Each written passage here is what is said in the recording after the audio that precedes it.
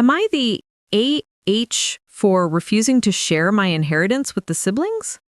Siblings want to steal my $250,000 inheritance. Have you ever stood at the crossroads of principle and peace, knowing that whichever path you choose, a piece of your past will be forever lost? This is the stark reality that consumed my life after my father's passing. What would you do if your own siblings demanded hundreds of thousands of dollars, threatened to sue you, lied about you, and then tried to drag your dead father's name through the mud just because you honored his final wish?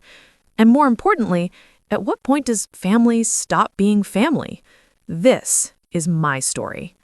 The will that broke the house. I always knew grief made people act strange, but I never imagined it could turn your own blood into strangers. When my father, Thomas Hale, passed away, my world cracked in half. He was the only steady thing I had ever had. My mother died when I was 14, leaving him to raise me and my two older siblings, Mark, 40, and Jenna, 38. I'm Lena, the youngest at 34, and ironically, the only one who stayed. Years back, Dad gave my siblings something he called an advance, $250,000 each. He signed the documents, wrote it into his personal financial log, and told them gently, "This is your share. Use it wisely. I won't be giving more." But Mark and Jenna? They burned through 6 figures like it was loose change. Vacations, cars, a rental home they never maintained, even a failed luxury dog toy brand idea. In less than 2 years, every cent was gone. And when Dad refused to give them another round, the tantrums began. Suddenly, the man who raised them alone, the man who never missed a birthday or school project, became, according to them, a selfish miser hoarding their money. They pulled away. They blocked him from seeing his grandkids. They badmouthed him to every relative who'd listen. But I stayed. Not because I owed him, but because I loved him. I took him to appointments. I helped him manage medications when his memory slipped. I cooked for him. I sat by his bed during hospice, holding his hand as he whispered his last words. "Lena, don't let them bully you. I left everything to the child who stood by me." I cried until my chest hurt. He deserved better from them. He really did. When the lawyer read the will, every detail was precise. The entire estate, including the house and investment accounts, left to me, a statement confirming Mark and Jenna had already received their lifetime share, a directive to avoid probate challenges. The will was ironclad. My siblings exploded. The text began first. "You manipulated him. We know what you did. We deserve our money. Dad wasn't in his right mind. You'll be sorry." Then came the phone calls, the harassment, the relatives guilt-tripping me. Everyone had an opinion, yet none of them visited Dad in his final months. And then, finally, I was served. A lawsuit accusing me of undue influence. I remember sitting at my kitchen table, staring at the papers, thinking, how did grieving my father turn into this nightmare? But things would get uglier. Much uglier. The price of peace. If grief had stages, I skipped straight to fury. My siblings offered a solution.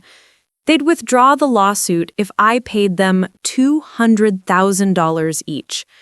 $200,000 each for people who mocked our father while he was dying?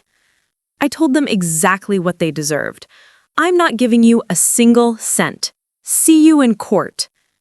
And suddenly, I became the AH of the entire family. Aunts called to scold me. Uncles said I was too stubborn. Cousins told me to keep the family together. But none of them paid Dad's bills. None of them cried with him at midnight. None of them sat in hospice watching the strongest man they knew fade away. I did. And now? Now I was the villain for honoring his wishes. I sent everything, the threats, the texts, the lawsuit documents, to Dad's lawyer. His reaction was instant. When he read the text from Mark, "This won't stop until you give us the money," he leaned back in his chair and said, "Lena, this isn't just harassment. This is criminal extortion, a felony. And in California, that's extremely serious." I stared at him. "Felony? Are you sure?" He nodded slowly, almost sadly. "Your siblings crossed a line, and their lawyer clearly doesn't know the full story." So he reached out. He showed their attorney the documents, the financial logs proving the $250K lifetime shares, the will, the signed statements, the threats, everything. And apparently, my siblings had lied to their own lawyer. They told him they never received a cent. It didn't take long for the case to crumble. Their lawyer withdrew representation. They panicked. They backpedaled, apologized, begged. By the end of the week, their lawsuit was dead. And I didn't pay a single penny. But victory comes at a cost. My siblings blocked me. Their spouses accused me of ruining their family. My nieces and nephews will probably grow up hearing only one version of the story, the one where I'm the AH. And worst of all, my extended family still thinks the extortion was somehow my fault. Well, what other choice did they have? You didn't leave them options. You should have shared. They don't understand that sharing isn't generosity when someone behaved monstrously to the person you loved most. It's betrayal. I've cried so many nights wondering if I should have just paid to keep peace. But then I remembered Dad's voice. "Don't let them bully you." And I breathe again. But peace?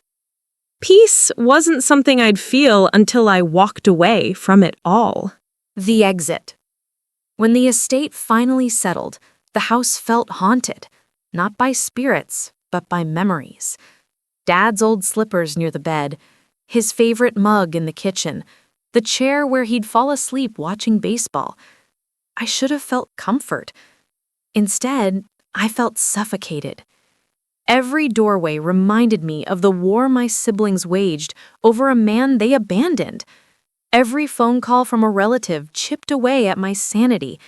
Every message accusing me of being stubborn sliced deeper than any lawsuit. So I made a decision. When the estate closing papers were signed and the last account was transferred, I packed my bags, rented a small cabin near the coast, and left. No forwarding address to my siblings, no explanations, no prolonged goodbyes, just silence.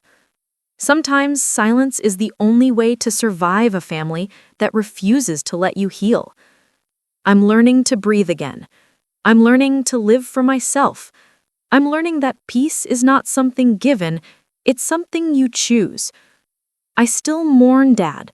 I still mourn what my family used to be, but I'm also finally beginning to understand. Money doesn't corrupt people. It reveals them. And what my siblings revealed, I'll never unsee it. To everyone who has lived through something like this, I'm sorry. There's a helplessness in watching family unravel that no words can describe. You feel guilty for protecting yourself, guilty for following the law, guilty for fulfilling your parents' wishes. But the truth is simple. You are not the AITA. You never were, and neither was I. The only AITAs here were the people who tried to rewrite history for a paycheck. If you were in my place, would you have paid them the $200,000 just to avoid the fight? Or would you have let it burn like I did? I genuinely want to know.